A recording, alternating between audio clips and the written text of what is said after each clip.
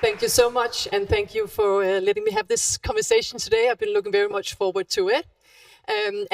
Joshua, apart from being called the godfather of AI, you also have a formal title, which is as a professor of the University of Montreal. You're the co-president and scientific director of Law Zero, an NGO we're going to talk about, a nonprofit, and you're also the founder and scientific advisor of MILA. So that's the formal education. The formal title. And apart from being called the godfather of AI, you're also sometimes called an AI doomer, but I know you don't entirely agree with that term. We can get back to that.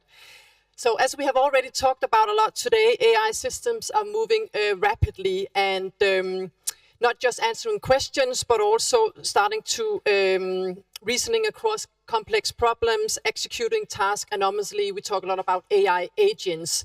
And there's also been a lot of talk today that not all of us entirely understand AI and how it works. So I think maybe you can just give us a small crash course the next 10, 15 minutes about how do we actually see these AI systems moving towards not just solving tasks, but also lying to people and sometimes even preserving themselves. So preserving the AI system against human intervention, for example, not being able to shut down an AI system.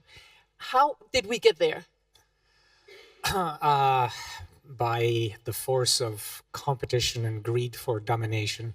That's the reason we're in trouble. The companies are racing fiercely, and even when they're led by people with goodwill, it's a question of survival. If they don't do the same thing as the other ones, they're going to disappear.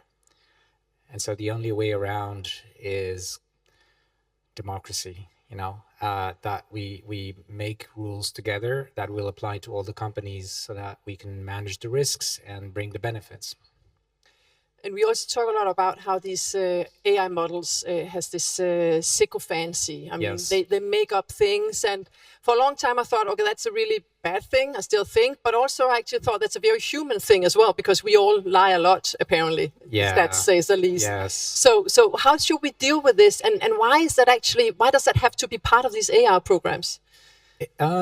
It doesn't have to, but the way that the companies in the US and China and also in Europe and Canada are training the AIs now naturally leads to this. So there are two main phases in the training of AIs that give rise to many of the problems, including sycophancy.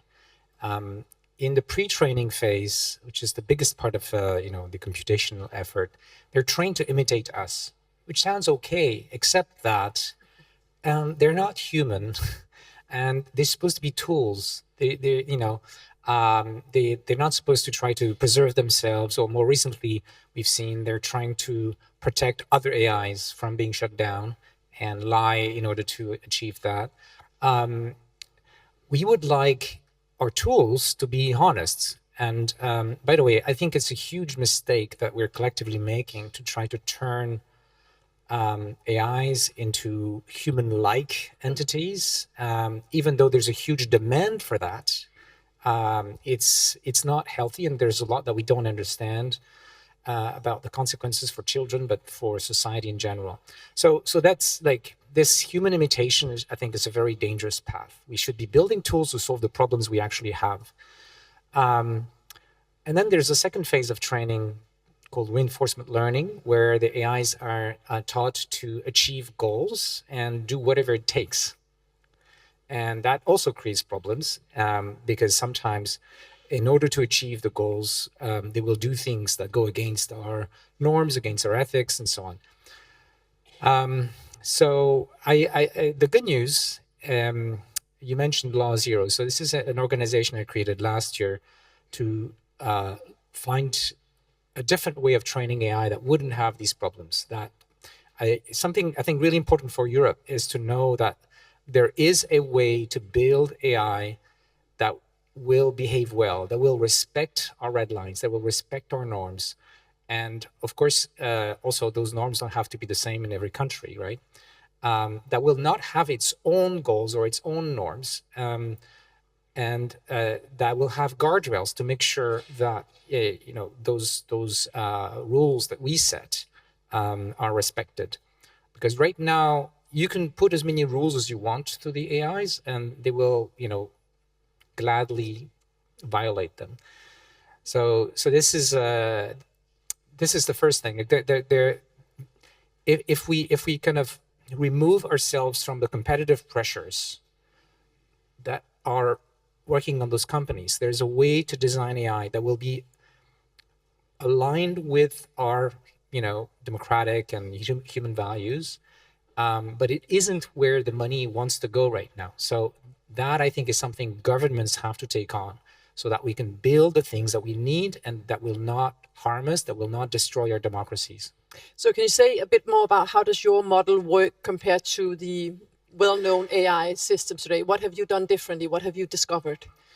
So I call this project Scientist AI because the AI is, the core of it is trying to understand how the world works, just like a scientist would, come up with hypotheses about the world in order to explain the data that it sees. And it's not trying to imitate people. So if it reads that people are saying stupid things, it's not going to repeat the same stupid things. It's going to try to understand why is it that they're saying those things. And with these principles, we can get systems that are completely honest, mathematically provably honest, including about what they don't know, their limitations. And once you have honesty, you can have safety, because you can ask the AI whether a particular answer or action is going to be harmful, and then, of course, prevent it from happening. So that's the basis.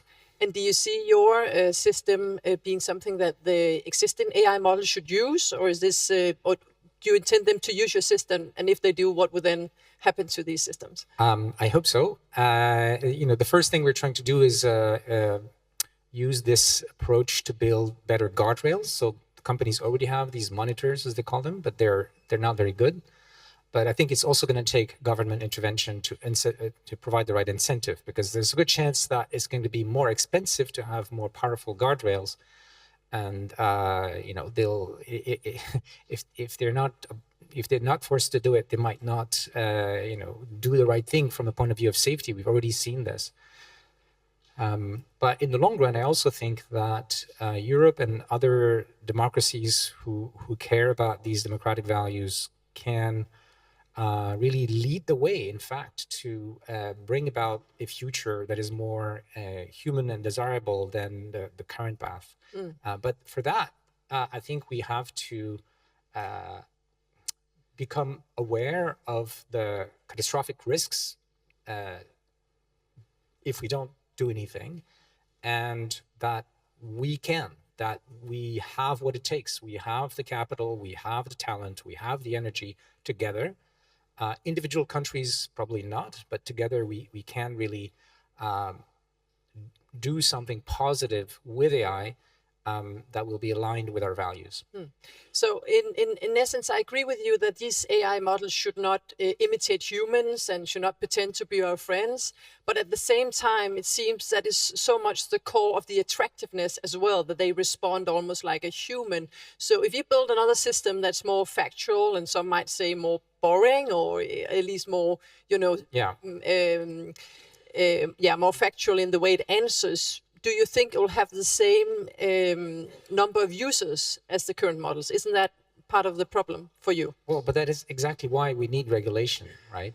Because we are psychological beings with all kinds of cognitive biases and weaknesses, and those can be exploited by people right now, but more and more by AI. And as AI becomes more and more powerful, it becomes able to play on our buttons to make us, addicted to the kind of feedback that we're getting. By the way, sycophancy is a side effect of the way they're trying to please people, because the best way to please sometimes is to lie, right? And I'm sure everyone who's been interacting with these systems know that they're like, everything you write is fantastic, it's brilliant, and but if you have depressive thoughts, they're going to push you even more in that direction. If you have paranoid thoughts or violent thoughts, it's going to push you even more in those directions. So it's clearly very, very dangerous.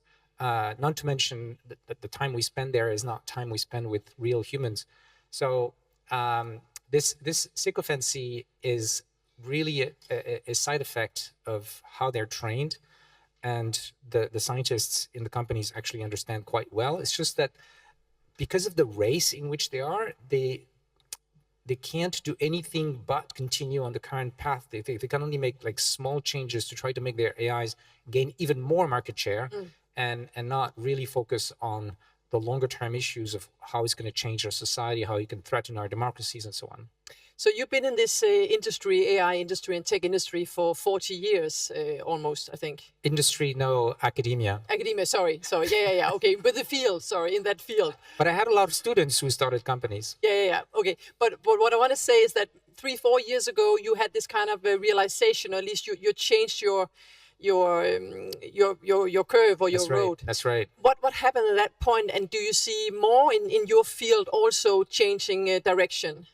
Yes, I heard the acting Prime Minister of Denmark earlier, and I agree with everything she said, but I think she's even underestimating how big the risks are and how big the transformation that may come if the trend continues.